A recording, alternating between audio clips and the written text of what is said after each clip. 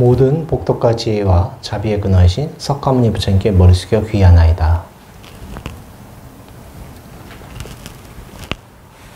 네, 오늘은 519쪽 훌륭한 사람과 저열한 사람의 특성을 할 차례입니다.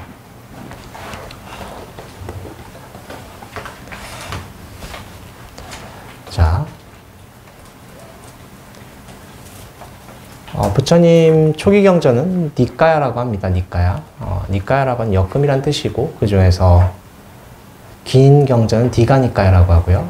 중간 길이 경전은 마찌마니까야라고 하고, 그리고 주제별로 모은 건 쌍유따니까야라고 합니다. 그리고 그 외에 법수라고 해서 주제가 개수로 정리된 게 앙구따라니까야입니다. 그래서 앙구따라니까야에서는 법수별로 정리됐습니다. 법수라고 하는 것은 주제의 길이가 얼마인지, 주제의 개수가 몇 개인지를 말하는 것입니다.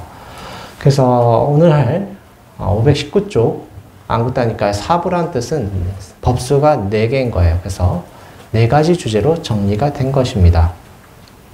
자, 오늘은 훌륭한 사람과 저열한 사람의 특성이라고 하는데, 석가모니 부처님께서는 근기별로 설법을 해주셨습니다. 여러분들 중에서 처음에는 초발심 때는 어떤 걸 말씀하셨냐면, 부처님이 먼저 복을 많이 지어라.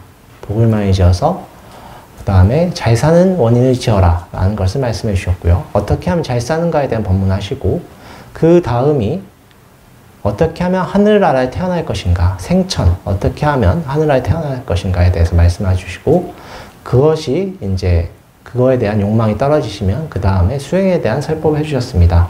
그래서 오늘 같은 경우는 근기가 아무래도 부처님의 설법 대상은 주로 비구와 비구니, 스님들 대상입니다. 그래서 여러분들이 실제 생활에서 적용이 안 돼, 자기 마음에 와닿지 않을 수 있습니다. 하지만 우리 존재의 본질은 무상하고 무아이고 고통이라는 것은 변하지 않습니다. 다만 자기가 어떤 성취하고픈 욕망이 있는데 그것을 성취하지 않고서는 무상하다는 것이 와닿지 않습니다. 무상하다. 부처님의 설법의 핵심은 무상, 무아, 고입니다. 무상, 무아고 무상하다. 이 세상에 영원한 것은 아무것도 없다. 그리고 무하다. 이 세상에 나라고, 고정불명의 나라고 하는 것은 아무것도 없다. 그리고 그 이면에는 고통이, 그 변화에 대한 집착 때문에 고통이 있다. 이것이 부처님의 삼법인이라고 하는 핵심입니다. 그래서 여러분들께서 이 3가지를 완전히 체득할 때까지는 굉장히 오랜 시간이 필요하다. 먼저 자기 욕망을 바라봐서 욕망을 성취를 해야 됩니다. 욕망을 성취하시기 위해서는 욕망이 나쁘다는 뜻이 아닙니다. 그걸 한번 해보셔야 그 마지막에 무상하구나 라고 말씀하십니다. 제가 예전에 들은 바로는 대학교 때 어떤 교수님께서 자기가 정말 열심히 공부를 해서 미국에서 박사학위 따셨는데 내가 이 한 장을 따기 위해서 그렇게 공부를 열심히 하셨던가 라는 말씀을 하셨습니다. 물론 그분은 지금 학계에서는 굉장히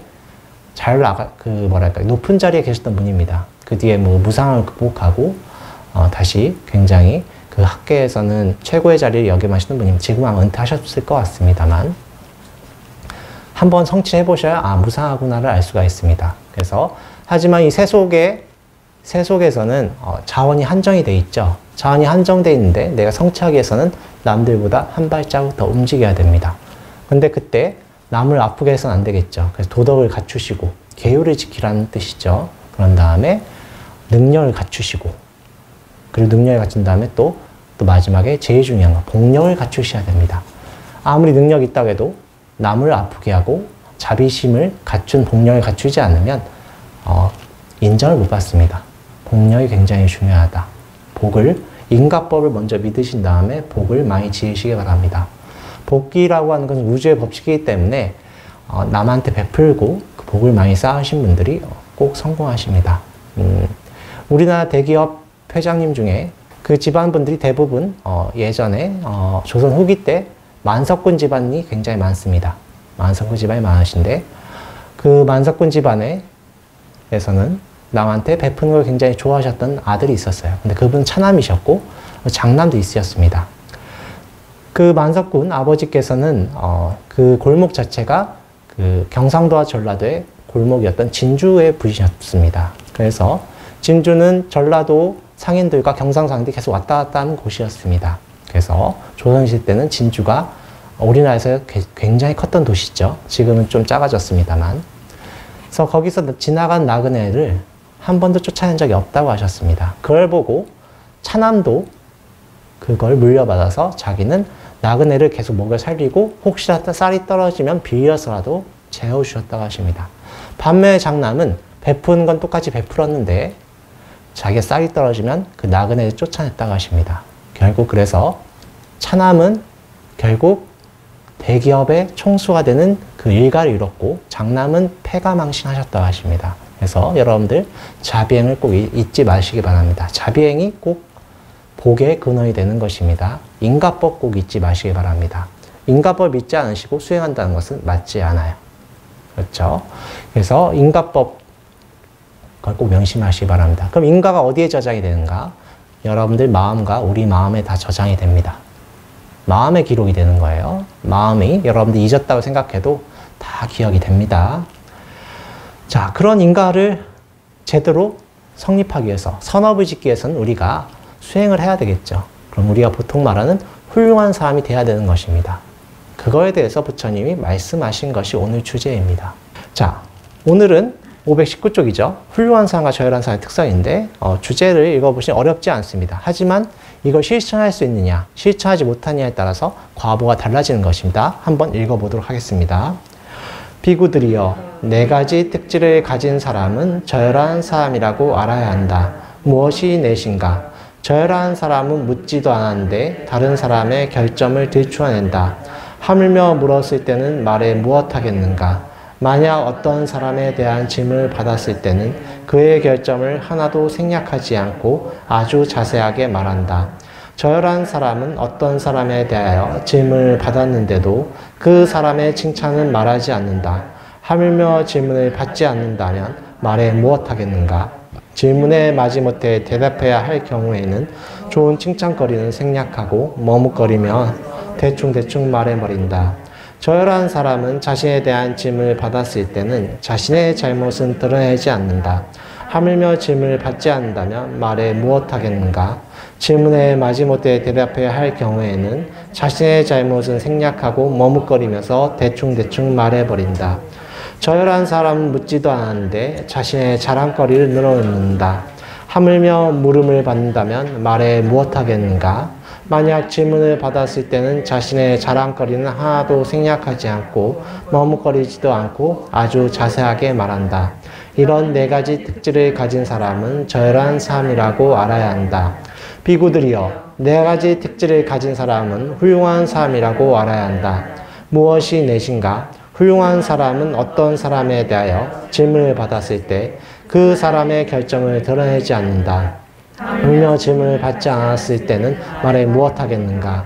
질문을 받았을 때는 다른 사람의 허물은 생략하고 머뭇거리면서 대충대충 말한다.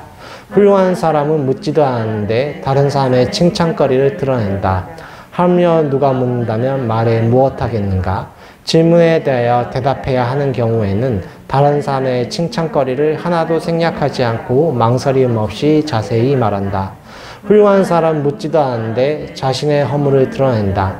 하물며 누가 묻는다면 말에 무엇하겠는가? 질문에 대답해야 하는 때는 자신의 허물을 하나도 생략함 없이 주장 없이 자세히 말한다.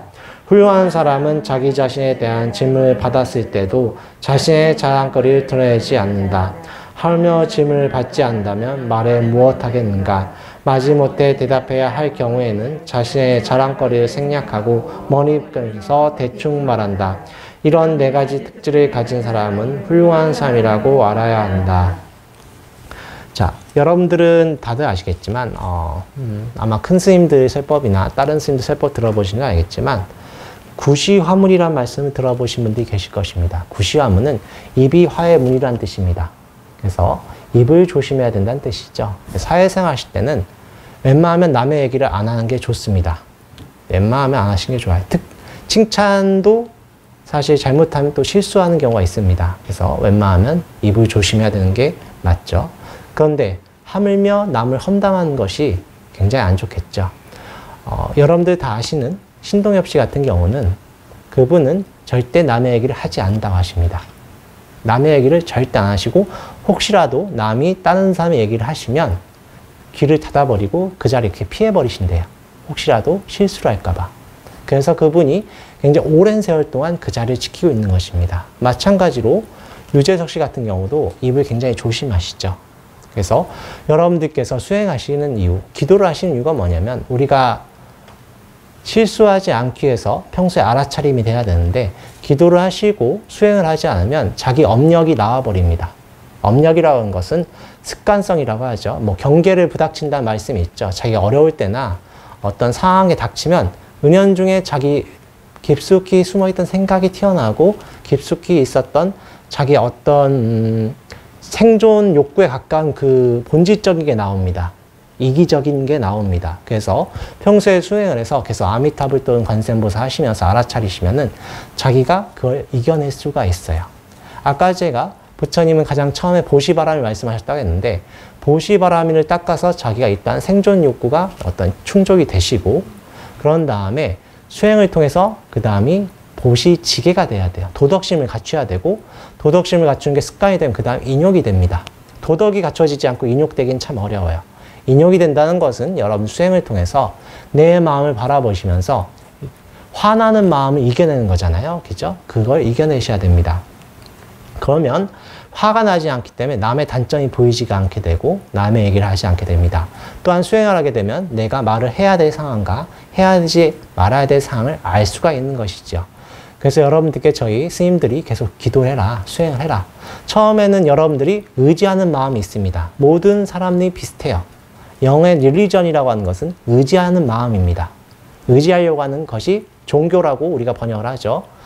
그래서 불교도 기복불교가 처음엔 시작이 그렇게 돼요. 아무리 여러 가지 마음이 있다고 하자면 거의 대부분 기복입니다. 그게 잘못됐다는 것이 아니에요. 그걸 통해서 점점 수행하다 보면 이 스님 말씀이 이제 와닿기 시작하세요. 그때부터 이제 다시 수행을 하시는 것입니다. 그렇게 하시면 여러분들이 예전 실수했던 거 다 기억이 나는데 그 실수했던 건 이미 지나갔죠. 복을 많이 지으시면 그것이 극복이 됩니다. 사람은 누구나 실수할 수 있어요. 그죠? 그래서 살생업도 전생은 많이 지었을 수 있습니다. 하지만 이미 지나갔잖아요. 그럼 어떻게 할 것인가? 복을 많이 짓고 그런 다음에 자비행을 많이 하시면 된다.